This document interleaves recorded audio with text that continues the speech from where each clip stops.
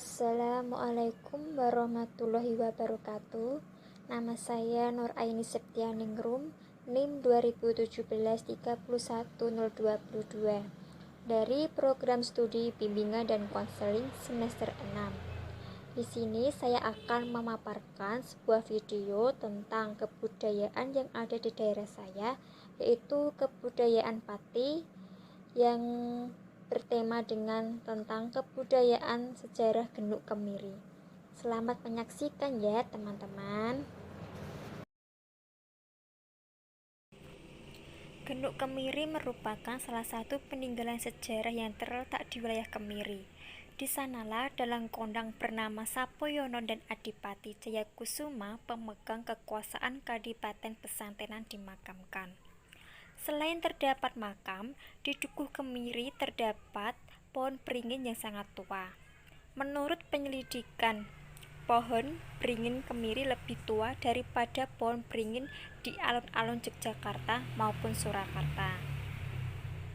Dilihat dari besarnya batang beserta akar-akar tunjang dan saluran-salurannya, diperkirakan pohon beringin tua di Kemiri hasil peninggalan Kadipaten Pesantenan yang sudah berumur antara 600 sampai 700 tahun, tingginya kira-kira 30 meter. Jarak 60 meter dari pohon beringin kuno ini juga terdapat peninggalan kuno berupa genuk atau disebut gentong, yang terkenal dengan nama Genuk Kemiri.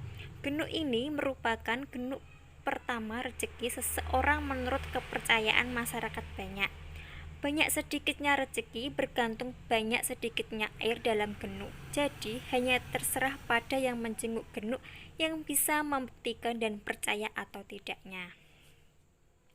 Konon berdasarkan tuturan cerita dari juru kunci Genuk Kemiri, Mbah Selamat Genuk Kemiri itu pada dulunya adalah seorang bakul dawet yang namanya Pak Sagolo. Pada zaman itu, Raden Kembangjoyo ada acara babas alas Kemiri. Pada waktu dulu itu Pak Sagolo sebagai penjual dawet dan dia itu sangat dipercayai oleh masyarakat sekitar. Pada saat babas alas banyak sekali orang kerja dan Pak Sagolo bermaksud untuk menawarkan dawetnya itu. Lalu orang kerja pun menikmati dawet tersebut termasuk Raden Kembangjoyo. Setelah Raden Kembangjoyo merasakan enaknya dawet tersebut, lalu dia bertanya kepada Pak Sagolo, "Apa ini, Pak? Kok makanan ini enak?" tanya Raden Kembangjoyo. Lalu Pak Sagolo pun menjawab, "Ini dawet, Raden, yang terbuat dari pati dan santan. Kalau begitu, apabila keraton ini sudah berdiri, akan aku namakan Keraton Pesantenan Pati," kata Raden Kembangjoyo. Tanya bakul dawet pada zaman dahulu yang bisa memberikan nama Pesantenan Pati dari Pak Sagolo tersebut. Berhubungan Pak Sagolo berjualan di desa Kemiri dan menetap di desa tersebut, Raden Kembangjoyo bermaksud untuk menitipkan barang-barang bawaannya, terutama pusakanya yaitu keris rambut pinutung yang digunakan untuk babas alas tersebut.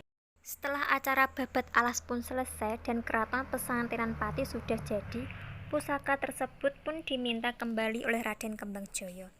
Berhubungan Pak Sagolo itu tahu bahwa pusaka itu mempunyai kelebihan, barang siapa yang bisa memiliki pusaka tersebut kuat menjadi raja.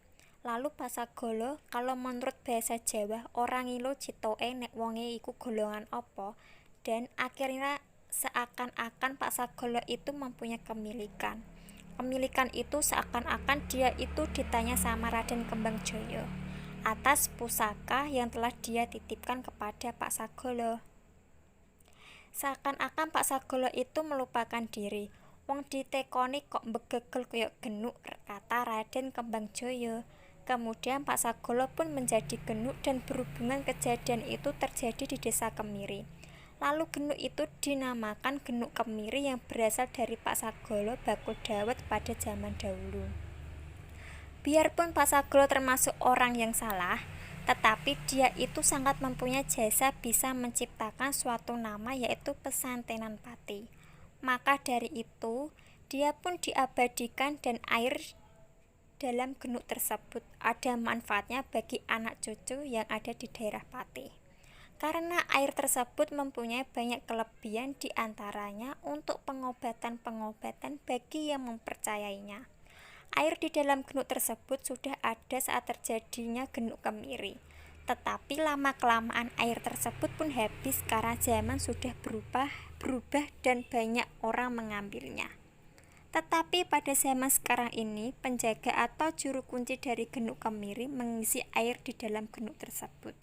Tetapi dalam pengisiannya tidak sembarangan karena ada ritualnya sendiri dan hari pengisiannya ditentukan, yaitu pada hari Jumat Wage. Air diisi penuh ke dalam genuk tersebut. Apabila sudah habis lagi, maka ritual dan pengisian diulang kembali. Sebelum pengisian dilakukan, genuk itu dibersihkan terlebih dahulu. Itulah kisah yang ada, kebudayaan yang ada di daerah Kabupaten Pati. Yang saya ambil ini kisah dari sejarah Kadipaten Pesantren Pati yang ada di Desa Kemiri, yaitu Genuk Kemiri. Terima kasih.